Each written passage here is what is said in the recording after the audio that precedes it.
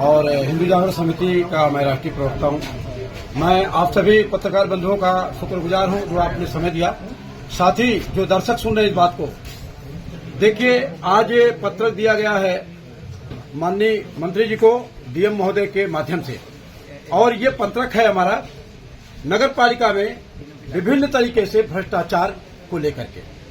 अब रही बात ये कि ये पत्रक के हिंदू जागरण समिति को देने की जरूरत क्या पड़ी, क्योंकि इसके लिए तो माननीय हमारे आदरणीय डीएम साहब बैठे हुए हैं यहाँ पे। लेकिन डीएम साहब हमारे हैं जनपद के राजा और सीएम साहब हैं हमारे प्रदेश के महाराजा। महाराजा बंद कमरे में और राजा साहब भी गाड़ी में बैठ के आते हैं, अपने अधिकारियों से मिलते हैं। अधिकारी जो बताते हैं वो राजा साहब को पता है, लेकिन राजा साहब को ये नहीं पता कि जनपद में हिंदू जागरण समिति भी है जो पैनी निगाह रखी हुई कार्यों पे। और पैनी निगाह रखते हुए हम लोगों ने जगह जगह सर्वे किया। इनके इतने घटिया निर्माण कार्य हो रहे हैं, इनके जो ईंट है इतना घटिया, ऐसे बजाओ टूट जाते हैं।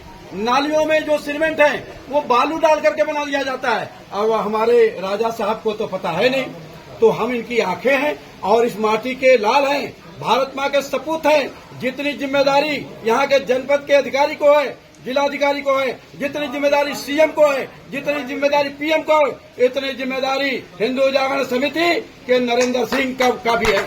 और ये नैतिक जिम्मेदारी को लेकर के हम इनकी आंखें हैं और आंखें आकर के इनको खोलने का काम आज कर रहे हैं।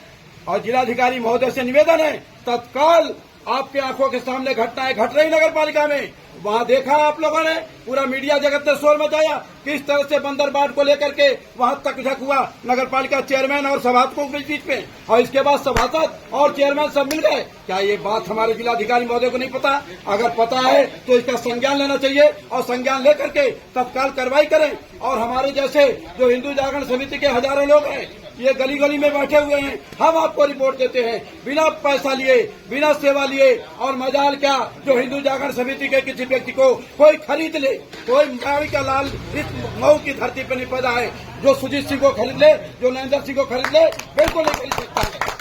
जितना मर्जी उतना पैसा कोई लुटा दे। इसलिए हम ये हिंदू जागरण समिति जो लेके चल रहे हैं, हम ब्लैकमेलिंग के लिए नहीं चल रहे हैं। ये बात अधिकारियों अपने दिमाग में डाल लीजिए। हम ब्लैकमेलिंग नहीं, हम व्हाइट काम के लिए चले हुए हैं। और इसके लिए अगर जो भी कुर्बानी देना होगा, नरेंद्र सिंह तैयार है, हिंदू जागरण समिति तैयार है।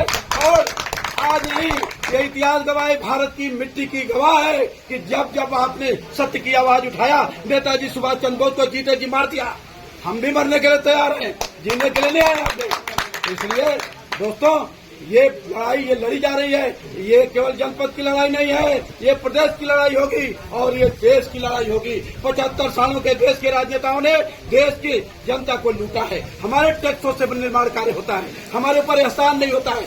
चेयरमैन एहसान जताता है, वार्ड मेंबर एहसान जताता है, हमारे वोटों से पलटता है, नेता बनता है और हमारे ऊपर एहसान जताता है। मेरे टैक्सों से कलम लेता हूँ तो टैक्स, पेन लेता हूँ तो टैक्स, समोसा खाता हूँ तो टैक्स, सारा टैक्स हम देते हैं। हमारे टैक्सों से निर्माण कार्य घटिया क्यों? ये सवाल है हिंदू जागरण समिति का।